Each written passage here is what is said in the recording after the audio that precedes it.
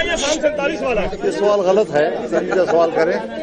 آپ دیکھیں 56 کلازز تھی اس ترمیم کی اور ہم ان کو 22 پہ لے آئے اور 22 کے بعد پھر ہم نے اپنے 5 کلازز اور ملائے تو 27 ہو گئے۔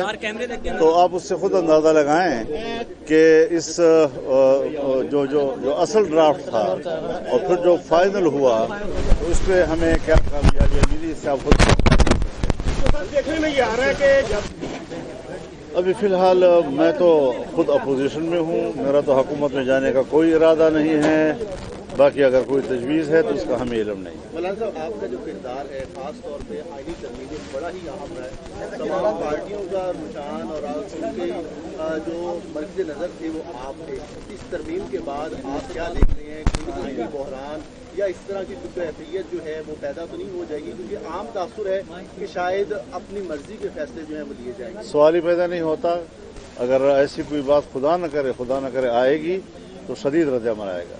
سر، ابھی کچھ ڈیولپمنٹس ہوئی ہیں، عمران خان کی مسز جو ہیں ان کو ریلیز کیا گیا ہے، ان کی بہنوں کی باتیں ہو رہی ہیں، نرمی آ رہی ہے، آپ دیکھ رہے ہیں ایسی چیزیں؟ یہ خبریں جس طرح آپ کے پاس آ رہی ہیں ہمارے پاس بھی آ رہی ہیں، اور ہم تو اصولی طور پر نہ انتقامی سیاست کے قائل ہیں، نہ کسی سیاستدان کے خلاف مقدموں کے قائل ہیں، اور نہ کسی جلسوں پر تشدد کے قائل ہیں، نہ سیاسی ورکروں کی گرفتاریوں کے ہم قائل ہیں۔ لیکن بہرحال ہمارے ملک میں ایک ریت ہے، ہر زمانے میں چلتی ہے، کبھی ایک طرف سے گھومتی ہے، کبھی دوسری طرف سے گھوم جاتی ہے۔ چیف جسٹس قاضی فائز عیسیٰ صاحب یہاں آج آخری دنوں کا، تو اس حوالے سے کیا کہنا چاہیں گے؟ نئے چیف جسٹس آئے ہیں، کیا خیر مقدم کریں گے؟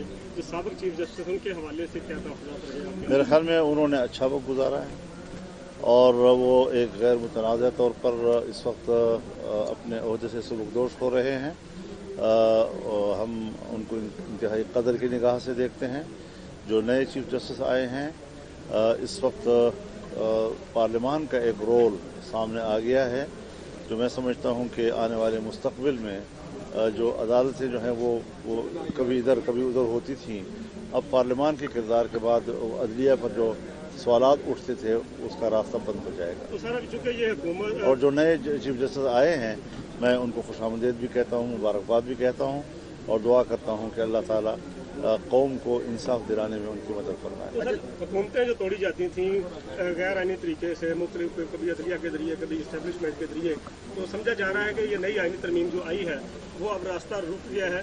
تو کیا عوام کی سہولت کے لیے بھی کوئی آئینی ترمیم آئے گی جس میں یہ مہنگائی، بجلی کے بل، یہ چیزیں سستی ہوں گی، ختم ہوں گی اور ان کا کلا کما ہوگا جو گراں فروش ہے؟ دیکھیے، اس حوالے سے تو کوئی آئینی سکم یا قانونی سکم موجود نہیں ہے۔ البتہ جہاں پر کوئی آئینی یا قانونی مسئلہ سامنے آیا تو اس وقت تو وہی زیر بحث رہا اور یہی ہمارا موضوع تھا۔ اس کے علاوہ جہاں تک عوام کے مسائل ہیں، اس کے مسائل کے لیے وسائل پیدا کرنے کی ضرورت ہے۔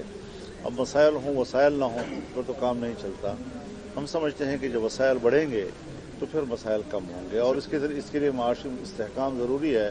اور اسی وجہ سے آپ نے دیکھا کہ جس وقت جہاں پر شنگھائی تنظیم کی کانفرنس ہو رہی تھی تو میں نے دونوں فریقوں سے اپیل کی کہ نہ تو کوئی مظاہرہ کرے ان دنوں میں، اور نہ ہی ان دنوں میں ترمیم کا معاملہ جو ہے وہ آئینی ترمیم کا بل کا مسئلہ کوئی چھیڑے، تاکہ قوم ایک یکجہتی دکھا سکے، اور جب وہ لوگ صبح کانفرنس میں جائے تو ان کے سامنے جو خبر ہو وہ یکجہتی کی ہو، تنازعات کی نہ ہو، جس سے کہ ان کا اعتماد بحال ہوگا اور پاکستانی معیشت میں وہ ہمارا تعاون کر سکے۔ مولانا صاحب، 27ویں ترمیم جو ہے وہ بھی آنے جا رہی ہے تو نہیں آ سکے گی، انشاءاللہ بھرپور مزاحمت کریں گے۔ یہ کوئی آسان کام نہیں ہے انشاءاللہ۔ سود جو ہے 3 سال کی اجازت کیوں دے دی گی؟ فوری خاتمہ یہ کورٹ کا فیصلہ ہے۔ کورٹ نے چونکہ 31 دسمبر 2027 کا ٹائم دیا تھا، تو اب یہ مسئلہ ہو گیا ہے کہ اس میں پہلے تو شریعت کورٹ کا فیصلہ ایک درخواست سے اڑ جاتا تھا، اب یہ ہے کہ باقاعدہ وہ سپریم کورٹ میں سنا جائے گا۔ اگر 1 سال تک وہ فیصلہ نہ دے سکا تو شریعت کورٹ کا فیصلہ خود بخود مؤثر ہو جائے گا۔ تو ابھی تو جو اپیلیں ہیں وہ واپس لے لی جائیں گی، اور جب واپس اگر نہیں لی جائیں گی تو چونکہ پرنسپل آف پالیسی جو ہے آئین کا حصہ بن گیا ہے ربا کے حوالے سے، تو ظاہر ہے جب گورنمنٹ اس میں فریق ہوگی تو وہ آئین کی خلاف بیان نہیں دے گی نا جی، تو انشاءاللہ وہ مستحکم ہوگی۔ شیخ رشید صاحب جو دوبارہ گیٹ نمبر 4 کھولنے کی نویز سنا رہے ہیں۔ बहरहाल मैं उनकी बात पर तबसरा नहीं कर सकता। उन्होंने अच्छी बातें हमारे बारे में की है, तो हम भी अच्छी बात करें। उम्र हो गया है।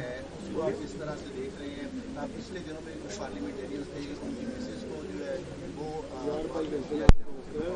इसका जवाब तो मैं दे चुका हूँ एक दफा, बस वही काफी है। हजरत केपी के और अपना बलोचिस्तान दोनों के अंदर जो है आज़ादी के नारे लग रहे हैं। इस दौरान जो है अली अमीन गंडापुरा ने उसने भी अपना दोबारा एहतजाज का नारा लगा दिया। क्या समझते हैं, इससे मजीद इंतशार नहीं पैदा होगा? मैं एक बार वाज़ेह कर देना चाहता हूँ कि एक तो हुकूमतें जो हैं वो एहतजाज और मुजाहरे नहीं किया करती और न ही उसमें मुदाखलत करती हैं।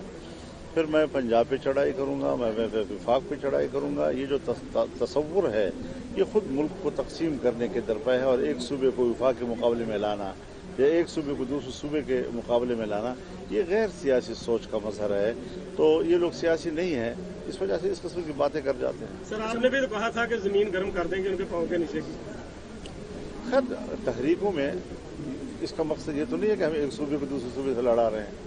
हमने तो अपने नज़रिए के मुताबिक उस वक्त बात की थी, और आपने देखा कि हमने जितने मिलियन मार्च किए, कोई 15 मिलियन मार्च किए, हमने आज़ादी मार्च किया जिसमें कोई 15 लाख लोग शरीक हुए, और एक पत्ता भी नहीं टूटा, एक गमला भी नहीं टूटा उसमें, तो ट्रैफिक भी नहीं रुकी हमारे तो तमाम मुजाहरों में। तो इस अंदाज से अगर पूरी दुनिया जो है मुजाहरे करती है या अपना नुक्ता नज़र सामने लाती है, तो इसकी तो पैरवी भी होनी चाहिए।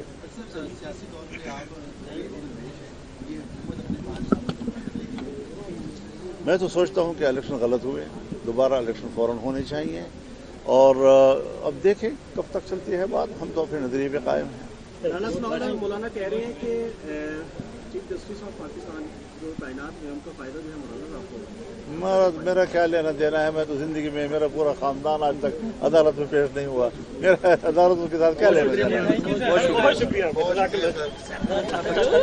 फायर ओके मोबाइल डालो भी अपने।